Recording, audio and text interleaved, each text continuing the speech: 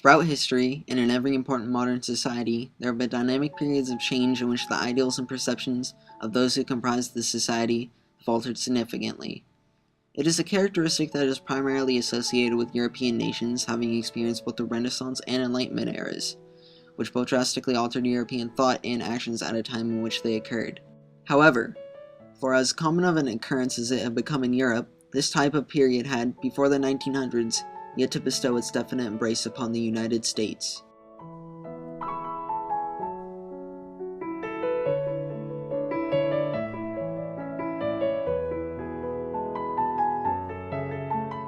The year 1900 established not only the beginning of a new century, but the beginning of an era of revolutionary thought and radical change within the United States. With the word progressivism, we outline a body of social thought, not all of it entirely coherent, that has to do with dealing with the process of industrialization in the United States. It isn't quite socialism, but it isn't laissez-faire capitalism on the other hand. It stands somewhere between those two things. So the progressive movement is a more wholly political idea that tries to wed together certain factions behind various policies that are lumped together under progressivism.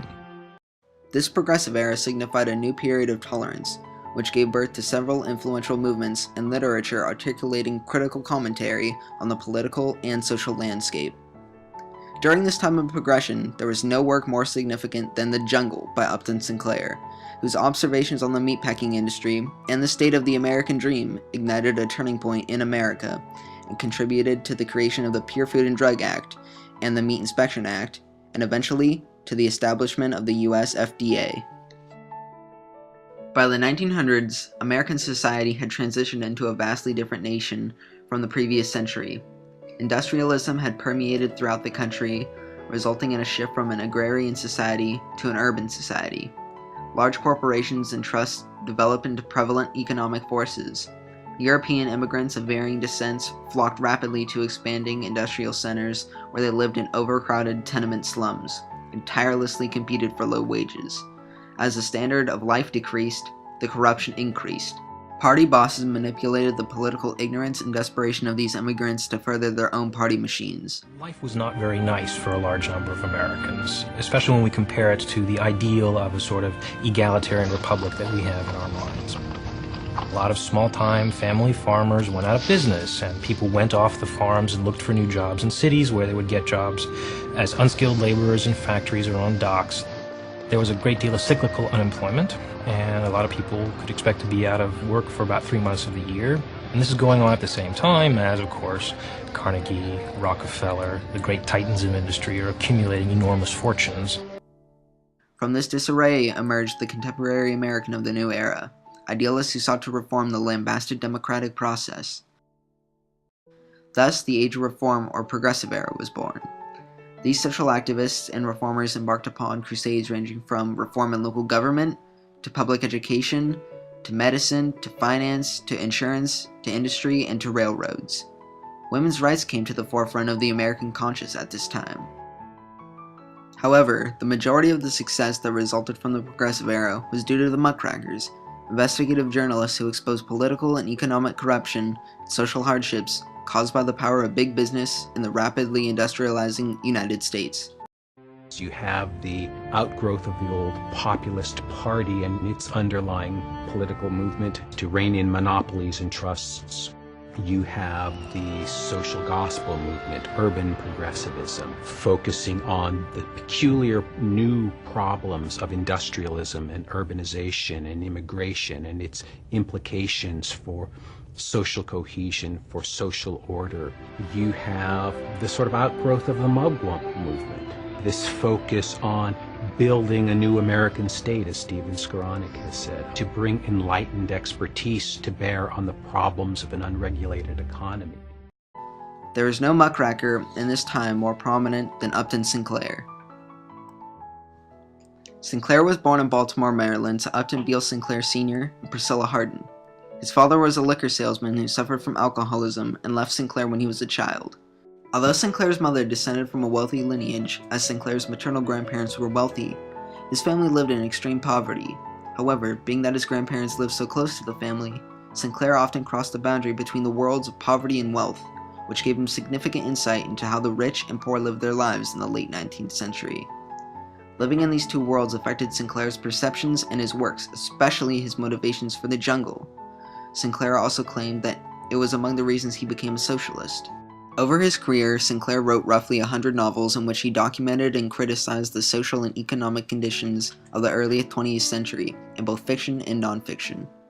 His examination of the injustices of capitalism and the overwhelming impact of poverty in his novels articulated the common ideals of the muckrakers, and thus the Progressive Era.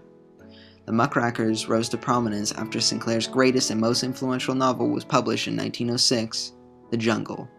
The meat would be shoveled into carts, and the man who did the shoveling would not trouble to lift out a rat even when he saw one.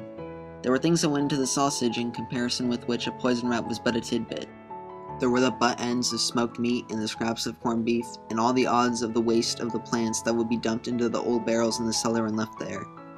Under the system of rigid economy, which the packers enforced, there were some jobs that only paid to do once in a long time, and among these was cleaning out the waste of the barrels. Every spring they did it, and in the barrels would be dirt and rust and stale water, and cartload after cartload of it would be taken up and dumped into the hoppers with fresh meat and sent out into the public's breakfast. This quotation, and many more from the novel like it, set the tone for sweeping change within the United States. By 1904, Chicago was the center of the meatpacking industry, an industry responsible for the slaughtering, processing, packaging, and distribution of animals for human consumption. And like many other industries at this time, it was wrought with corruption and greed. The workers faced horrid working conditions. In a time of progression, it was not progressing. Sinclair, looking to expose these truths, spent several weeks undercover in Chicago's meatpacking industries, and investigated the industry another 6 months afterwards, which served as his basis for the muckraking expose, The Jungle. In Sinclair's words, the novel's purpose was to set forth the breaking of human hearts by a system which exploits the labor of men and women for profit. The novel vividly depicts poverty, appalling living and working conditions, and the despair widespread among the working class.